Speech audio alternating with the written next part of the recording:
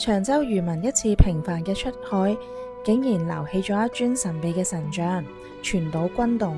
眾人驚覺呢個就係奉玉帝之命下凡平定邪魔嘅北帝。為咗感念天神守護，村民集資興建咗玉虛宮。自此，北帝嘅神力就喺長洲守護住每一寸海域。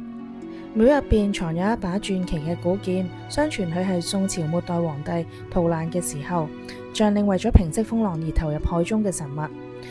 喺二戰時期，有一個日軍因為貪念盜走咗古劍，冇幾日就竟然暴斃身亡，同僚驚恐之下連忙送回。多年之後，有一個小偷再去偷劍，卻喺半路驚現恐怖現象，嚇到掉低個寶劍落荒而逃，兩次失而復得。全島都深信係北帝親自守護聖物。有一次，長洲發生大火，最令人震撼嘅神蹟發生喺一場漫天嘅大火入邊。當時火勢失控，村民驚現有一個長鬚伯伯喺烈焰中孤身救火，火勢甚至燒到佢嘅鬍鬚。當眾人諗住去營救嘅時候，老伯卻憑空消失。